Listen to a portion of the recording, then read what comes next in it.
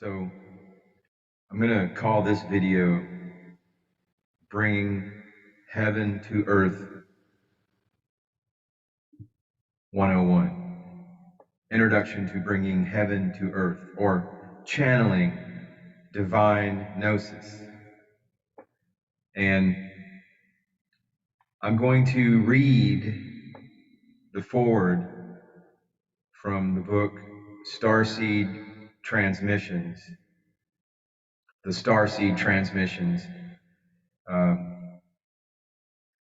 written by Ken Carey.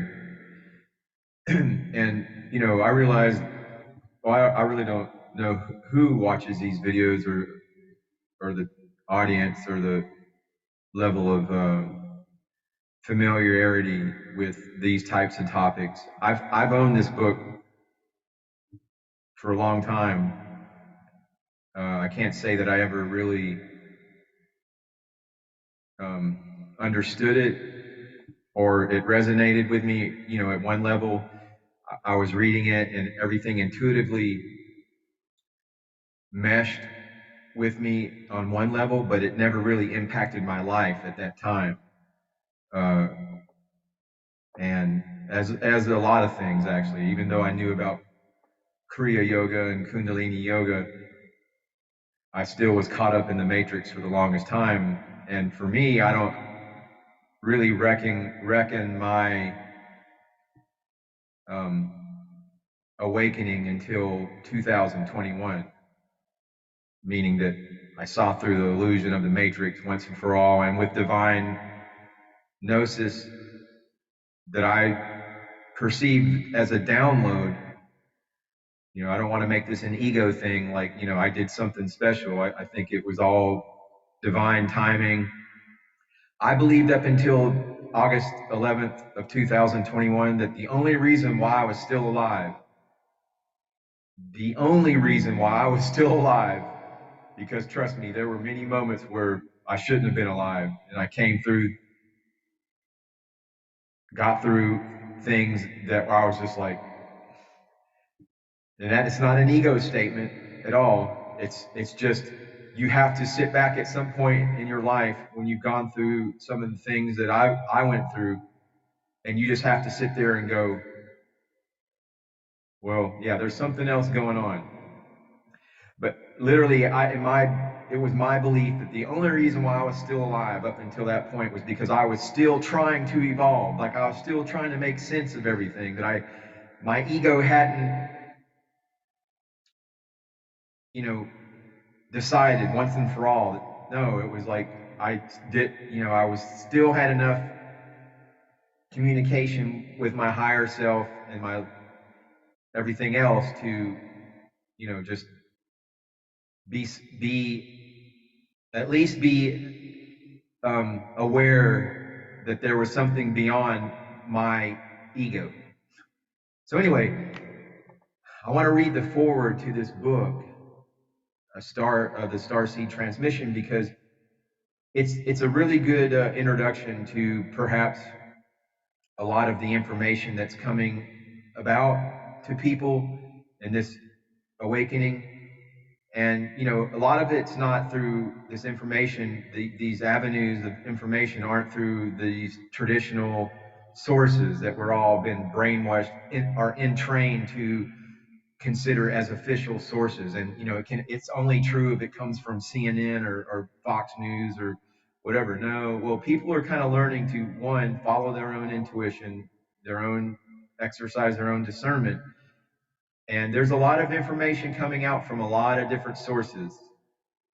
And I want to read the foreword to this book because it discusses these alternate avenues of information. So here we go. And this foreword is by Gene Houston. Again, this is from the Starseed Transmissions by Ken Carey. And hopefully it's only a couple of pages, but I'm going to read it real quick. So a few years ago, friends began sending me a book. 1 month, 3 copies would arrive. The following month, 5 copies. By year's end, I had acquired several dozen copies. My friends all assured me that the book was special and had something. Indeed, it had, for the book, The Starseed Transmissions by Ken Carey, was perhaps the finest example of channeled knowledge I had ever encountered. Channeled knowledge. It was at once both lyrical and hearty, offering a substantive view of the nature of the spiritual design and evolutionary purposes at work at depth dimensions of reality. It invited a co-evolutionary partnership without any particular ideological or sectarian base. Although the Christian influences of the channeler was apparent, what was most impressive was the complexity and richness of ideas it provided. The sense of being in touch with the larger pattern that was trying to enter into time. Who was it, I wondered, who had been the vehicle through which so deep and potent a communication was given?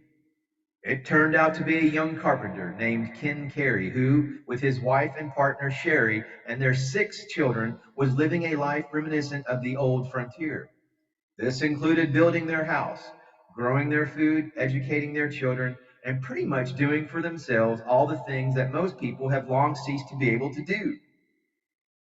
It was very quiet and very beautiful in the remote part of Missouri where they lived, quiet enough that one could listen to the message of the wind in the trees, hear and understand birdsong, know what the stream said. After a while, a deeper message began to be heard. Ken listened, and the Starseed transmissions were born. What is channeling, and why is there so much channeled material appearing today? Channeling begins and ends in awareness.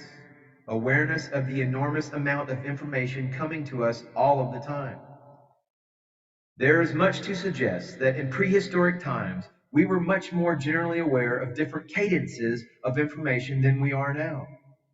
A remarkable description of this level of awareness is given in Jean Auel's remarkable novel of the transition from Neanderthal to Homo sapien dominans 30,000 years ago. The following passage is from the Valley of the Horses and treats of the heroine's manner of paying attention to her environment. And this is, I'm going to read from that quote from the book, The Valley of the Horses. All her senses were alert. She listened for sounds of breathing.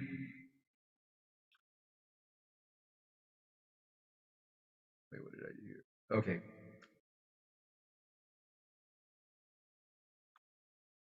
The hell. I lost my spot.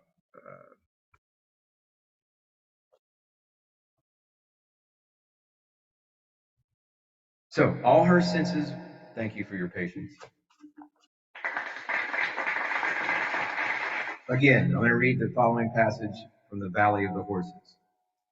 All her senses were alert. She listened for sounds of breathing or small scufflings, looked to see if there were any telltale signs of recent habitation, smelled the air for the distinctive odors of carnivorous animals, or fresh scat, or gamey meat, opening her mouth to allow her taste buds to catch the scent, let her bare skin detect any sense of warmth coming out of the cave, and allowed intuition to guide her as she noiselessly approached the opening.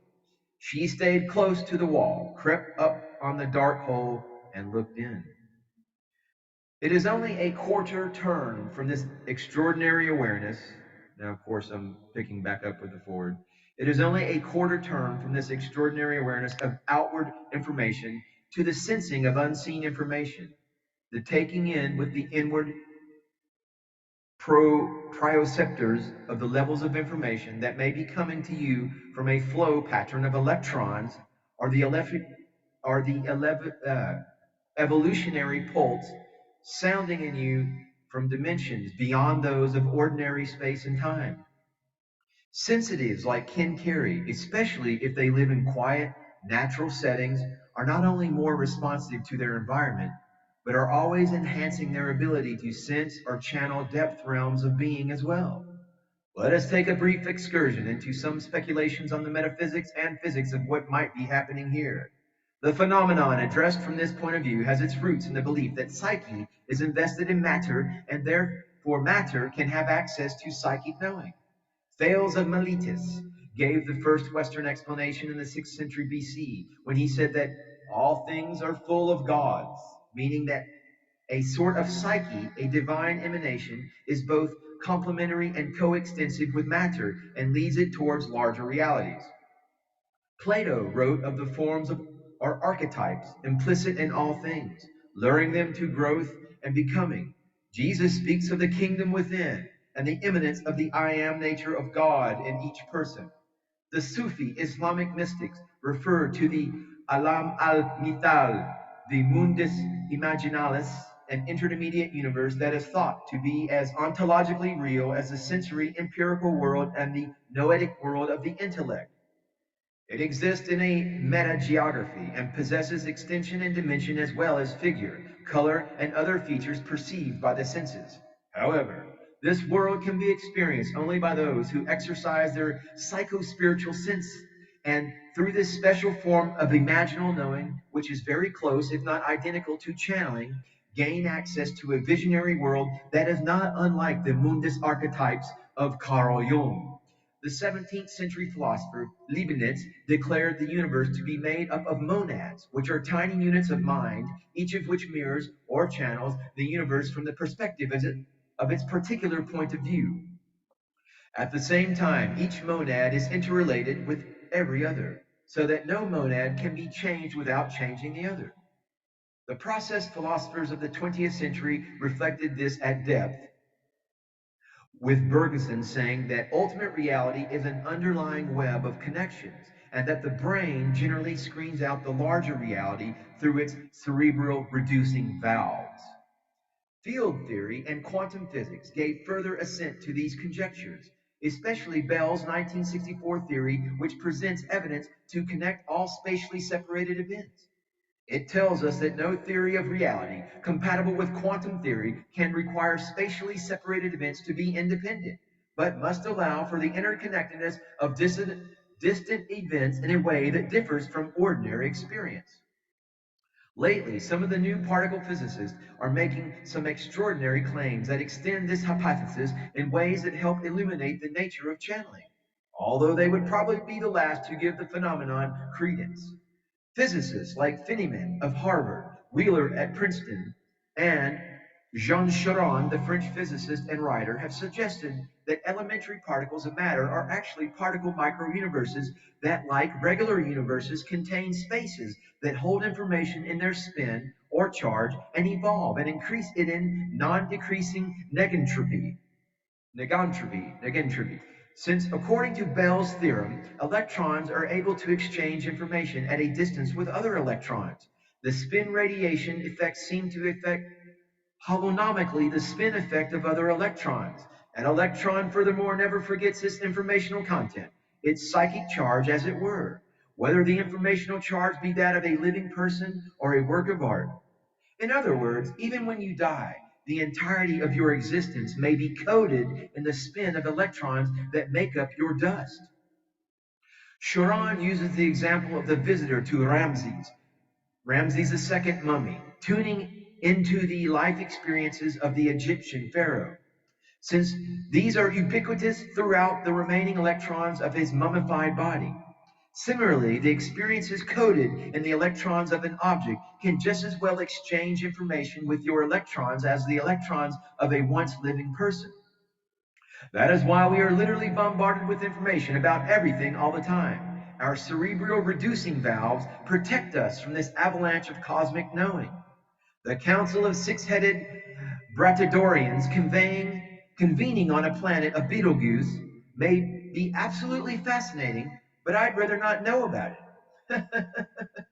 However, in situations of telepathy, psychometry, clairvoyance, and channeling, we use our own electrons as a transmitter receiver in order to communicate with the electrons of another person or object or even cosmos. What we call the deeper or evolutionary impulses may be coming to us through the black hole vortex that is evidently contained in each electron, specifically the charged lepton, and through which we access other dimensions as well. That is, the dimensions of what physics refers to as in-dimensional space-time. How we tune ourselves to being pulsed by other dimensions is a great open question. But however it happens, it seems reasonable at this time to assume that these subatomic dimensions or worlds operating at different frequencies are able to pulse their intention into our own. What we experience and label out of our own cultural conditioning as archetypes or gods or guides or even angels may reach us through the electron spin, as it were. What they really are and where they are coming from, God only knows. Be that as it may, the universe bleeds through, and we are diaphanous to its rhythms and knowings. Seen from this perspective, channeled information is a byproduct of this simultaneous everywhere matrix of reality. The channeler is he or she who is able to tune the electronic structure of his or her brain mind to listen deeply for knowledge that gives the great patterns of reality, and then to structure them through the lenses of his or her own cultural conditioning, so that these patterns make sense and wisdom in local space and time out of the immensities available for knowing. One could explore at great length the many examples of channeling throughout history. The Old and New Testaments are full of prophetic channelings, and oracles were thought as main form of gaining deep knowledge or understanding throughout Europe and much of the rest of the world. For the most sophisticated of Greeks in the high Hellenic civilization, final recourse to knowledge was often the oracle at Delphi, who was sought to channel the gnosis of Apollo. Nostradamus channeled the pictures of the history of times to come. The great Swedish scientist Swedenborg saw through the surface world to multidimensional universes surrounding and supporting us. And of course, William Blake painted and wrote out of the cornucopia of his ever present visionary knowing. Throughout the shamanic cultures, the trance shaman consciously alters his attention on the spectrum of consciousness in order to access levels of knowing that are not usually available to ordinary states of consciousness.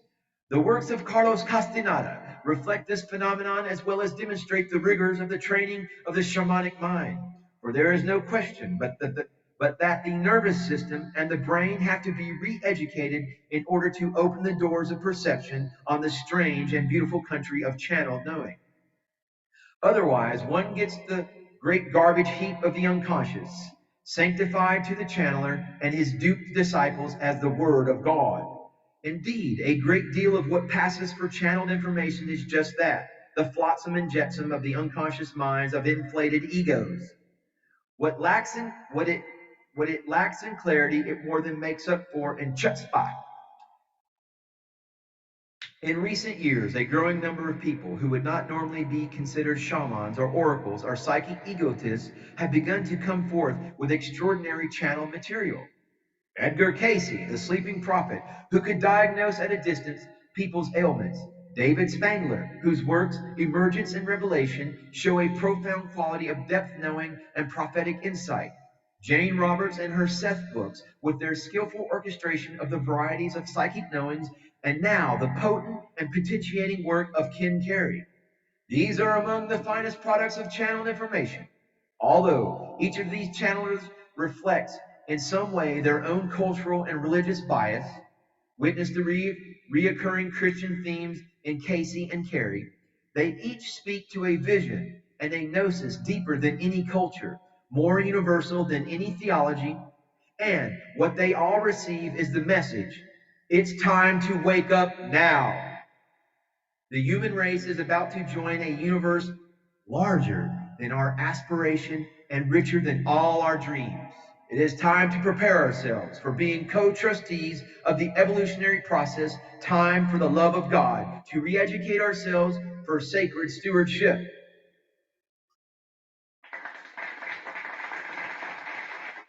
And that was a foreword written by Gene Houston, PhD, for the Starseed Transmissions, book by Ken Carey. And that was just offered this information dissemination broadcast from the Ombanda New Earth Ashram for Compassion and Strength and Starseed Transmissions was offered to help people begin to accept alternate forms of information and gnosis. Namaste. Namaskaram.